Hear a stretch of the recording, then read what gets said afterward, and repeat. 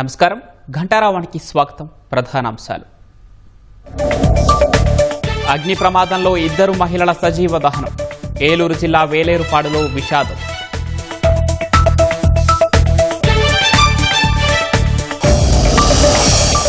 కార్పొరేషన్లు సొసైటీల్లో 62 ఏళ్లకు పదవీ విరమణ వయస్సు 11,000 మందికి పాత పింఛను అమలుకు సీఎం పచ్చజెండా సమర్థత వేగం వల్లే ఏపీకి పెట్టుబడులన్న లోకేష్ డేటా సెంటర్లపై అపోహలు తొలగించాల్సి ఉందని వ్యాఖ్య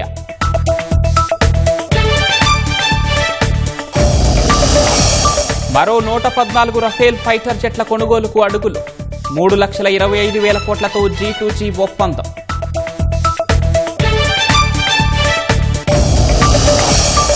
మరో 2-3 రోజుల్లో కేరళకు నైరుతి రుతుపవనాలు పరిస్థితులు అనుకూలంగా ఉన్నాయన్న ఐఎండీ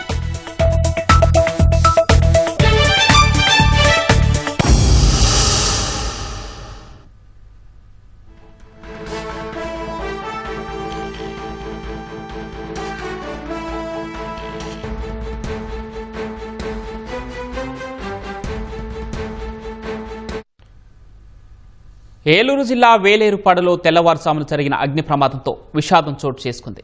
మంటల ధాటికి ఇద్దరు మహిళలు సావిత్రి, పోలమ్మ సజీవ దహనమయ్యారు. మహిళలు నిద్రిస్తున్న సమయంలో ఇంటికి మంటలంటుకున్నాయి. అగ్నికీలలు ఎగిసిపడటంతో వలగాని సావిత్రి, ఆమె అక్క సిగపోలమ్మ మృతి చెందారు. పోలమ్మ తెలంగాణలోని సూర్యాపేట జిల్లా నుంచి సోదరి వద్దకు వచ్చినట్లు స్థానికులు తెలిపారు. మంటల ధాటికి మహిళలు నివాసం ఉంటున్న ఇంటితో పాటు పొరుగునే ఉన్న మరో ఇళ్లు పూర్తిగా దగ్ధమైంది.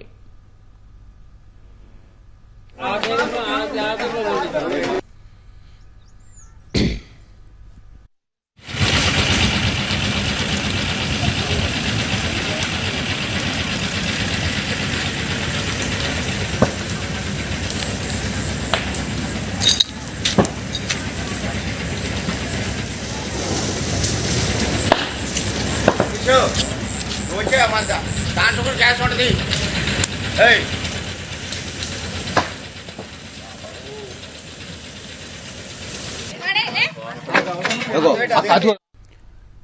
రైట్, ఈ ప్రమాదంపై మరింత సమాచారం మా ప్రతినిధి శ్రీనివాస్ అడిగి తెలుసుకుందాం. శ్రీనివాస్, చెప్పండి, అగ్ని ప్రమాదానికి గల కారణాలు ఏమైనా గుర్తించారు?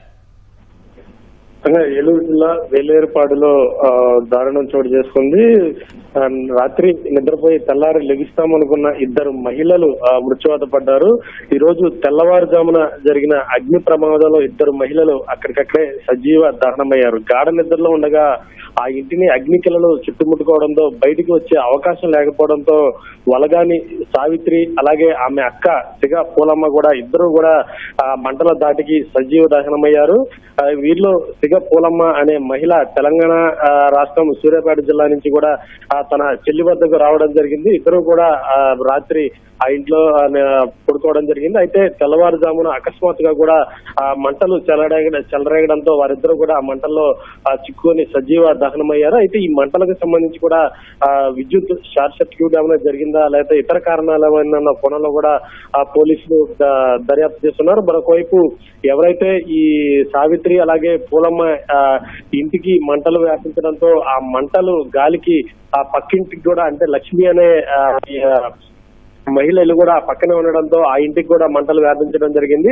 లక్ష్మి ఇల్లు కూడా ఆ మంటలకు పూర్తిగా దగ్ధమైంది. అయితే ఈ లక్ష్మి ఇంట్లో ఎవరూ లేకపోవడంతో పెను ప్రమాదం తప్పింది. మొత్తంగా తెల్లవారుజామున జరిగిన ఈ అగ్ని ప్రమాదానికి సంబంధించి ఇద్దరు మహిళలు సజీవ దహనమవడంతో వేలేరుపాడు విషాద ఛాయలు అలముకున్నాయి. రైట్, ధన్యవాదాలు శ్రీనివాస్.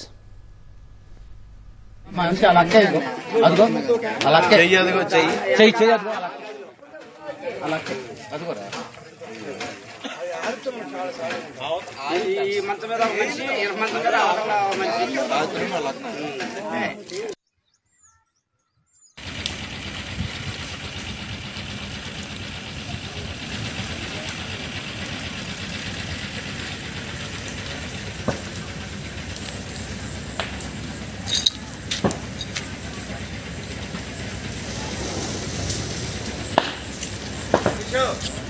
వచ్చే దాంట్లో కూడా గ్యాస్ ఉంటుంది.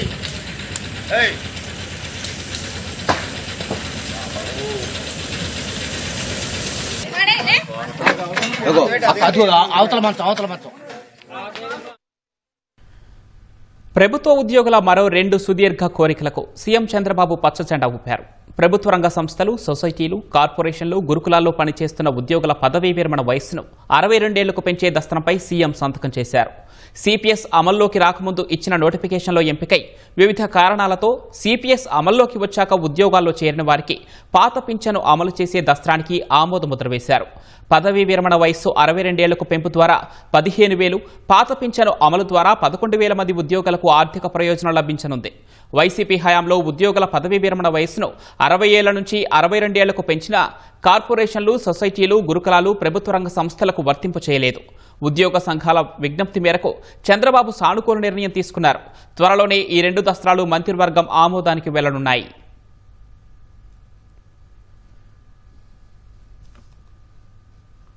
సమర్థ నాయకత్వం, స్పీడ్ ఏపీని ప్రపంచ పటంలో నిలబెట్టాయని ఐటీ శాఖ మంత్రి నారా లోకేష్ స్పష్టం చేశారు.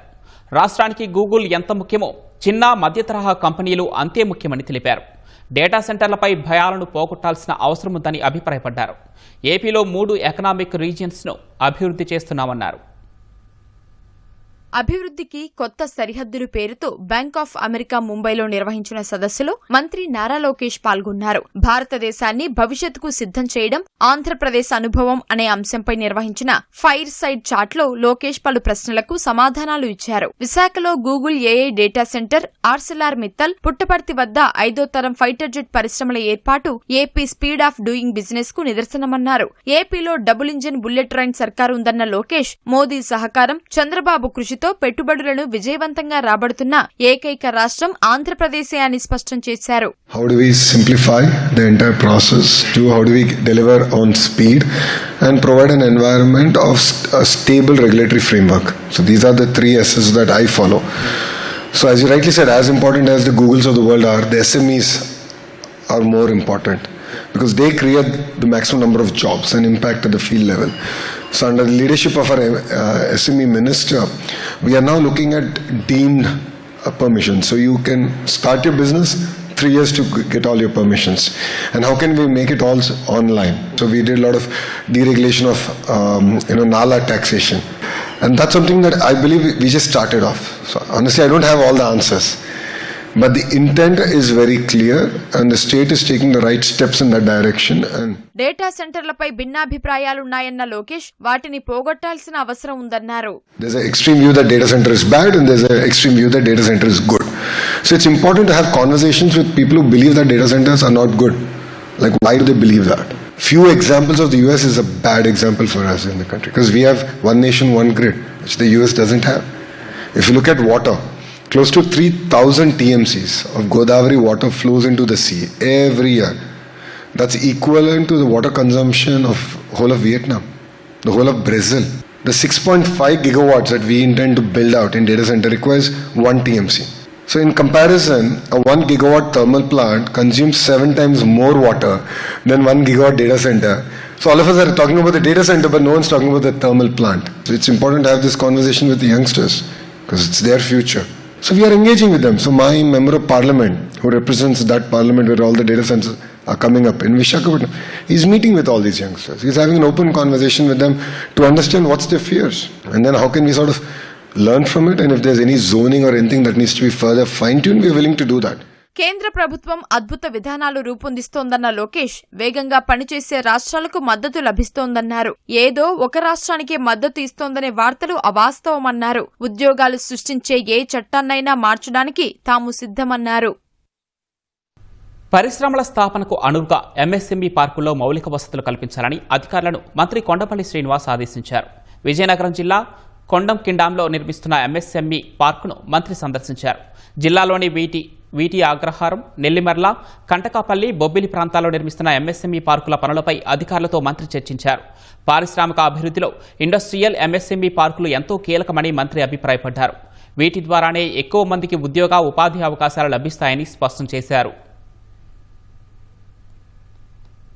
ఇక్కడ ఈ పార్క్ సుమారు 60 ఎకరాలు. ఇందులో ఫస్ట్ ఫేజ్ కింద ఒక 20 ఎకరాలు పార్క్ డెవలప్ చేయడం జరుగుతుంది. అలాగే సెకండ్, థర్డ్ ఫేజ్లో కూడా ఒక 35 acres వరకు ఉంది. అది కూడా మేము యూడిఎల్లో ఇవ్వడానికి కూడా ఎవరైనా లార్జ్ ఇండస్ట్రీ ఎవరు వచ్చినా కూడా దాన్ని కూడా కొంచెం ప్లాట్ చేయడం జరిగింది.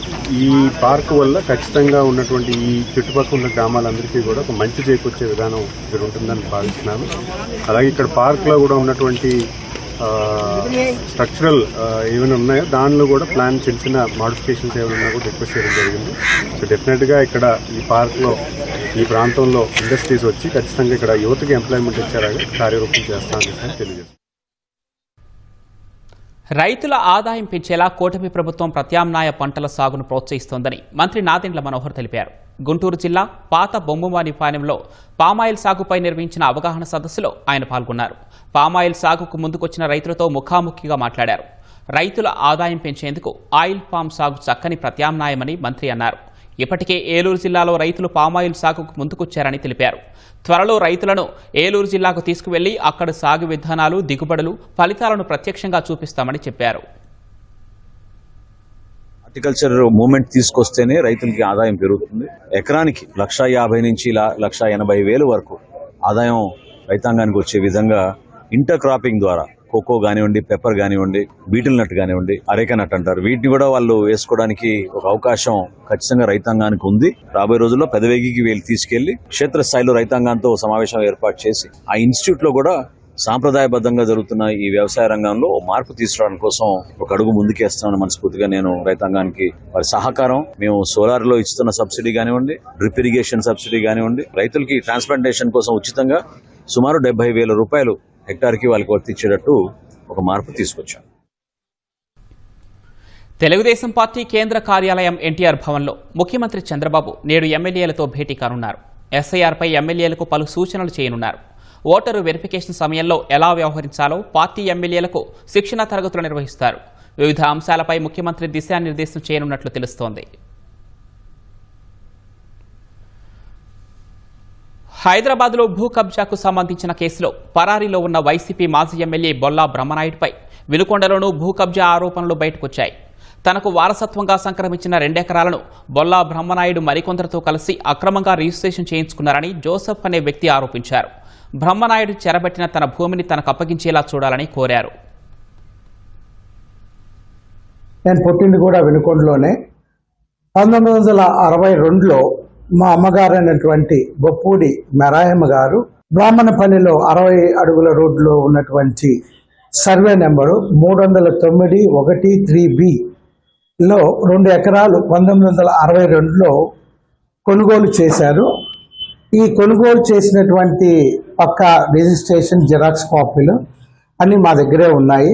2009లో మేము సాగు చేస్తున్న టైంలో మా పక్కన మరి మల్లవరపు బర్నబాస్ 4 ఎకరాల భూమిని మరి కొనుగోలు చేసి అక్కడ వ్యవసాయం సాగు చేస్తూ పక్కన ఉన్నటువంటి మా యొక్క భూమిని ఆక్రమించాలని కన్నువేశారు.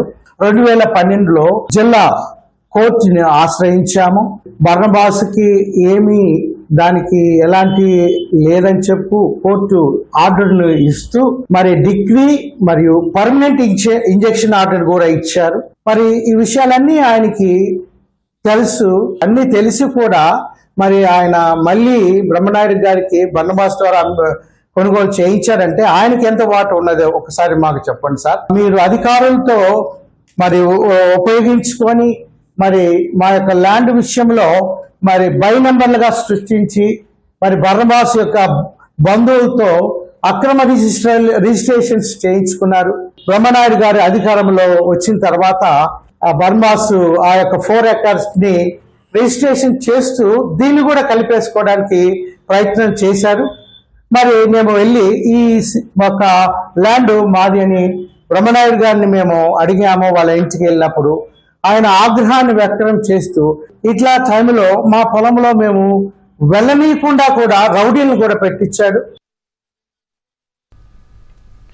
బొల్లా బ్రహ్మనాయుడు భూ కబ్జాలతో వినుకొండకు అప్రతిష్ట తెచ్చారని టీడీపీ ఎమ్మెల్యే జీవీ ఆంజనేయులు మండిపడ్డారు. జగన్ గ్యాంగులో అందరూ దోపిడీదారులేనని ధ్వజమెత్తారు. వైసీపీ కోర్ టీం అంతా దోపిడీ. మాజీ ముఖ్యమంత్రి గారు గ్యాంగ్ లీడర్ అయితే గ్యాంగ్లో చాలామంది బొల్లా బ్రహ్మనాయుడు లాంటి వాళ్ళు దుర్మార్గులు. వినుకొండలో మరి జోసెఫ్ ఫ్రెడరిక్ ఆస్తి ఒక దళితుడని కూడా చూడకుండా వెళ్ళి రిజిస్ట్రేషన్ పేపర్లు చూపిస్తే వాళ్ళ తల్లి ఎప్పుడో గతంలో చాలా సంవత్సరాల క్రితం కొన్నదని చెప్పేసి పేపర్లు చూపిస్తే కూడా కనీసం ఒక దళితుడనే కనికరం లేకుండా అక్రమంగా ఆక్రమించుకున్నావు. ఈ రాష్ట్రంలో చాలదన్నట్టుగా తెలంగాణ వెళ్ళి లూటీ చేశావు. గండిపేటలో సర్వే నెంబర్ 18లో నువ్వు 8 కోట్లు దొంగ జీవోలు సృష్టించడానికి రాధాకృష్ణకు డబ్బులు ఇచ్చింది వాస్తవం కాదా? బొల్లా బ్రహ్మనాయుడు ఈరోజు వినుకొండ ప్రాంతానికి అప్రతిష్ట చేశాడు. పల్నాడు జిల్లా ప్రతిష్ట గంగలో కలుపుతున్నాడు. నిన్ను ఎందుకు ఓడించారు ఇప్పుడు కూడా నువ్వు రియలైజ్ అవ్వాలా? భారత వైమానిక దళాన్ని మరింత బలోపేతం చేసేందుకు కేంద్ర ప్రభుత్వం మరో అడుగు ముందుకేసింది. ఫ్రాన్స్ నుంచి మరో 114 రఫేల్ యుద్ధ విమానాల కొనుగోలు కోసం రక్షణ శాఖ అధికారికంగా లెటర్ ఆఫ్ రిక్వెస్ట్ పంపింది. 3,25,000 కోట్ల వ్యయంతో G2G ఒప్పందం కింద ఈ 114 రఫేల్ ఫైటర్ జెట్లను భారత్ సేకరించనుంది. భారత రక్షణ చరిత్రలోనే అతిపెద్ద ఒప్పందంగా ఇది నిలవనుంది. 114 ఫైటర్ జెట్లలో 94 రఫేల్ జెట్లను డసాల్ట్ ఏవియేషన్ సంస్థ ఒక భారతీయ కంపెనీతో కలిసి భారత్లోనే తయారు చేయనుంది. ఫ్రాన్స్ వెలుపల రఫేల్ యుద్ధ విమానాలు తయారు కావటం ఇదే తొలిసారి కానుంది. ఈ ప్రాజెక్టులో 50% స్వదేశీ పరిజ్ఞానం ఉపయోగించనున్నారు. ఇప్పటికే వైమానిక నౌకాదళాలు కలిసి 62 రఫేల్ విమానాలకు ఆర్డర్ ఇచ్చాయి. తాజా 114 విమానాలతో ఈ సంఖ్య 176కు చేరుతుంది. చైనా పాకిస్తాన్ సరిహద్దుల్లో భారత రక్షణ కవచాన్ని మరింత పటిష్టం చేయడంలో ఇవి కీలకం కానున్నాయి. దేశంలోని విపక్షాలు ఢిల్లీ వేదికగా మరో కీలక భేటీకి సిద్ధమవుతున్నాయి. కేంద్రంలోని ఎన్డీఏ ప్రభుత్వాన్ని ఎదుర్కొనేందుకు విపక్షాల ఐక్యతను బలోపేతం చేసేందుకు ఈ నెల 8న కాన్స్టిట్యూషన్ క్లబ్లో ఇండీ కూటమి ప్రతినిధులు సమావేశం కానున్నారు. ఇటీవలి 5 రాష్ట్రాల అసెంబ్లీ ఎన్నికల ఫలితాల నేపథ్యంలో 15 పార్టీల ప్రతినిధులు ఈ భేటీ నిర్వహించడం ప్రాధాన్యం సంతరించుకుంది. ఎన్నికల్లో ఇండీ కూటమిలోని కీలక పక్షాలైన టీఎంసీ, డీఎంకేలు బెంగాల్, తమిళనాడులో అధికారం కోల్పోవడంపై ఈ భేటీలో చర్చించనున్నారు. పార్లమెంటు సమావేశాల కంటే ముందే అప్రమత్తం కావడం, ఎన్నికల కమిషనర్ జ్ఞానేష్ కుమార్ను తొలగించాలని నోటీసులు ఇవ్వడం వంటి ఉమ్మడి పోరాట వ్యూహాలపై తుది నిర్ణయం తీసుకోనున్నారు. కాంగ్రెస్ అధ్యక్షుడు మల్లికార్జున ఖర్గే, అగ్రనేత రాహుల్ గాంధీ, టీఎంసీ అధినేత్రి Mamata Banerjee, Shiv Sena UBT chief Uddhav Thackeray, Samajwadi party అధ్యక్షుడు అఖిలేష్ యాదవ్ ఈ భేటీలో పాల్గొనే అవకాశం ఉంది. తమిళనాడులో ఇటీవల డీఎంకేతో కాంగ్రెస్ బంధం తెంచుకుని టీవీకేతో చేతులు కలపడంతో ఈ భేటీకి దూరంగా ఉండాలని ఎంకే స్టాలిన్ నిర్ణయం తీసుకున్నట్లు సమాచారం. అదే సమయంలో తమిళనాడు సీఎం విజయ్ పార్టీ టీవీకేను కూటమిలోకి ఆహ్వానించేందుకు చర్చలు జరిగే అవకాశం ఉంది. వచ్చే ఏడాది పలు రాష్ట్రాల శాసనసభలకు ఎన్నికలు జరగనున్న నేపథ్యంలో పార్టీని మరింత విస్తరించాలని బీజేపీ భావిస్తోంది. ఈ మేరకు పలువురు సీనియర్ పదాధికారులు, నేతలతో పార్టీ అధ్యక్షుడు నితిన్ నబీన్ నిన్న ఢిల్లీలోని పార్టీ కేంద్ర కార్యాలయంలో కీలక సమావేశం నిర్వహించారు. 5 గంటలకు పైగా సాగిన ఈ భేటీలో పార్టీని మరింత విస్తరించేందుకు, దళితులు, గిరిజనులు, మహిళలకు పార్టీని చేరువ చేసేందుకు అనుసరించాల్సిన ప్రణాళికలపై చర్చించారు. ఈ మేరకు పార్టీ అధికార ప్రతినిధి సంబిత్ పాత్ర వెల్లడించారు. ప్రధాని నరేంద్ర మోదీ నాయకత్వంలో దేశం అభివృద్ధి బాటలో సాగుతూ ఉండగా పార్టీ దేశవ్యాప్తంగా వేళ్లూనుకుంటుందని తెలిపారు. మోదీ నేతృత్వంలో బీజేపీ, ఎన్డీఏ ప్రభుత్వాలు 22 రాష్ట్రాల్లో ప్రజలకు సేవ చేసుకునే అవకాశం దక్కించుకున్నాయని తెలిపారు. వచ్చే ఏడాది ఫిబ్రవరి, మార్చి నెలల్లో గోవా, మణిపూర్, పంజాబ్, ఉత్తరప్రదేశ్, ఉత్తరాఖండ్కు ఎన్నికలు జరగనున్నాయి. నవంబర్, డిసెంబర్లో హిమాచల్ ప్రదేశ్, గుజరాత్లో ఎన్నికలు నిర్వహించనున్నారు.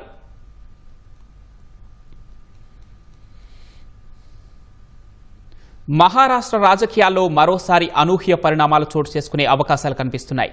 శివసేనలోని 2 పక్షాలు మళ్లీ ఒకటి కావాలనే డిమాండ్ తెరపైకొచ్చింది. బీజేపీని ఉమ్మడి శత్రువుగా అభివర్ణిస్తూ ఉద్దవ్ ఠాక్రే నేతృత్వంలోని శివసేన యూబీటీ, ఏక్నాథ్ షిందే నేతృత్వంలోని శివసేనలోని సీనియర్ నేతలు సంచలన వ్యాఖ్యలు చేశారు. బీజేపీ తమ ఉనికికే ముప్పుగా పరిణమించిందని, అందుకే ఇరు వర్గాలు చేతులు కలపాల్సిన అవసరం ఉందని వారు చెబుతున్నారు. పెద్ద చేప చిన్న చేపను మింగేసే చందంగా శివసేనను పూర్తిగా ముగించేందుకు బీజేపీ యత్నిస్తోందని శివసేన యూపీటీ నేత అంబాదాస్ దాన్వే ఆరోపించారు. తాము కూడా ఇదే భావనతో ఉన్నామని అధికార శివసేనలోని సీనియర్ నేత అబ్దుల్ సత్తార్ సైతం అంగీకరించడం రాజకీయ వర్గాల్లో చర్చనీయాంశంగా మారింది. శివసేన యూపీటీ కాళ్లు, చేతులు నరికివేసిన బీజేపీ తమ శివసేన తల నరికేసిందని అబ్దుల్ సత్తార్ వ్యాఖ్యానించారు. ఏక్నాథ్ షిందే చెబితే వెంటనే 2 శివసేనలు కలిసి తిరిగి కలిసేందుకు ఏమాత్రం ఆలస్యం ఉండదని పేర్కొన్నారు.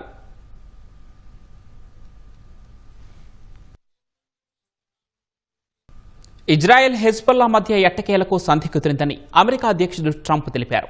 ఇజ్రాయెల్ ప్రధాని బెంజమిన్ నెతన్యాహుతో ఫోన్లో తాను జరిపిన చర్చలు సఫలమయ్యాయని ప్రకటించారు. ఈ చర్చల తర్వాత బీరుట్కు ఇజ్రాయెల్ సైన్యం వెళ్లటలేదని, ఇప్పటికే అక్కడికి బయలుదేరిన బలగాలను కూడా ఆ దేశం వెనక్కు రప్పించిందని స్పష్టం చేశారు. మధ్యవర్తుల ద్వారా తాము హెజ్బొల్లాతో మాట్లాడామని, అన్ని రకాల దాడులను నిలిపివేయడానికి వారు కూడా అంగీకరించారని ట్రంప్ వెల్లడించారు. ఇకపై ఇరు వర్గాలు ఒకరిపై ఒకరు దాడులు చేసుకోబోవని హామీ ఇచ్చారు. ఇరాన్లో శాంతి పునరుద్ధరణకు ఇజ్రాయెల్ హెజ్బొల్లా యుద్ధం పెద్ద అడ్డంకిగా మారిన వేళ ట్రంప్ ప్రకటన ఆసక్తికరంగా మారింది. ఇటు ఇరాన్తో శాంతి చర్చలు వేగంగా జరుగుతున్నాయంటూ ట్రంప్ ట్రూత్ సోషల్లో మరో పోస్ట్ చేశారు. రెండు దేశాల పరస్పర దాడులతో తాత్కాలిక కాల్పుల విరమణ ఒప్పందం సందిగ్ధంలో పడిన వేళ ట్రంప్ ప్రకటన ప్రాధాన్యం సంతరించుకుంది. అయితే ఇరు దేశాలు ఒప్పందానికి ఎంత దగ్గరగా వచ్చాయనే దానిపై ఇంకా స్పష్టత రాలేదు. ఏ క్షణం ఏ దాడితో చర్చలు పూర్తిగా పక్కదారి పడతాయో అన్న ఆందోళన సర్వత్రా నెలకొంది. ఇజ్రాయెల్ ప్రధాని బెంజమిన్ నెతన్యాహును అమెరికా అధ్యక్షుడు డొనాల్డ్ ట్రంప్ మందలించినట్లు తెలుస్తోంది. లెబనాన్పై ఇజ్రాయెల్ దాడులు చేసిన వేళ ఫోన్ చేసిన ట్రంప్ నెతన్యాహుపై ఆగ్రహం వ్యక్తం చేసినట్లు సమాచారం. ఇరాన్తో జరుగుతున్న శాంతి చర్చలకు ఇజ్రాయెల్ చర్యలు విఘాతం కలిగిస్తున్నాయని ట్రంప్ మండిపడినట్లు తెలుస్తోంది. ఈ సంభాషణలో నువ్వు పిచ్చోడివి అంటూ నెతన్యాహును బూతులు తిట్టినట్లు సంబంధిత వర్గాలు వెల్లడించాయి. నేను లేకపోతే నువ్వు ఈ పాటికే జైల్లో ఉండేవాడివని ఘాటుగా ట్రంప్ మందలించారు. నెతన్యాహును కాపాడుకుంటూ వస్తున్నారంటూ పేర్కొన్నారు. ఇజ్రాయెల్ ప్రధాని ప్రవర్తన వల్ల ఇప్పుడు ప్రపంచమంతా ఆయనను, ఇజ్రాయెల్ను ద్వేషిస్తోందంటూ ట్రంప్ ఫోన్లో గట్టిగా కేకలు వేసినట్లు తెలుస్తోంది. అయితే దీనిపై నెతన్యాహు కార్యాలయం భిన్నంగా స్పందించింది. ట్రంప్ తమను నియంత్రించలేదని, అదొక హెచ్చరిక మాత్రమేనని పేర్కొంది. నైరుతి రుతుపవనాలు 2-3 రోజుల్లో కేరళంను తాకేందుకు పరిస్థితులు అనుకూలంగా ఉన్నాయని వాతావరణ శాఖ వెల్లడించింది. సాధారణంగా జూన్ 1 నాటికే రుతుపవనాలు దేశంలోకి ప్రవేశించాల్సి ఉన్నప్పటికీ ఈసారి కాస్త ఆలస్యంగా వస్తున్నాయి. 2-3 రోజుల్లో అరేబియా సముద్రంలోని కొన్ని ప్రాంతాలు, లక్షద్వీప్ ద్వీపాలు, కేరళ, తమిళనాడులోని కొన్ని ప్రాంతాలకు విస్తరించే అవకాశం ఉందని ఐఎండీ తెలిపింది. బంగాళాఖాతంలోని మరికొన్ని భాగాల్లోకి కూడా రుతుపవనాలు ప్రవేశిస్తాయని అంచనా వేసింది. అంతకుముందు మే 26నే వస్తాయని అంచనా వేసినప్పటికీ ఆలస్యమైంది. ఈ సీజన్లో సాధారణం కంటే తక్కువ వర్షపాతం నమోదయ్యే అవకాశం ఉందని ఐఎండీ ఇప్పటికే అంచనాలను విడుదల చేసింది. పసిఫిక్ మహాసముద్రంలో ఏర్పడుతున్న ఎల్నినో పరిస్థితుల వల్ల ఈ ఏడాది దేశవ్యాప్తంగా ఎల్పీఏలో కేవలం 90% వర్షపాతమే నమోదవుతుందని తెలిపింది. ప్రస్తుతం ఈ ఎల్నినో పరిస్థితులు జూన్లో బలహీనంగా ఉన్నప్పటికీ సెప్టెంబర్ నాటికి తీవ్ర రూపం దాల్చే ముప్పు ఉందని హెచ్చరించింది.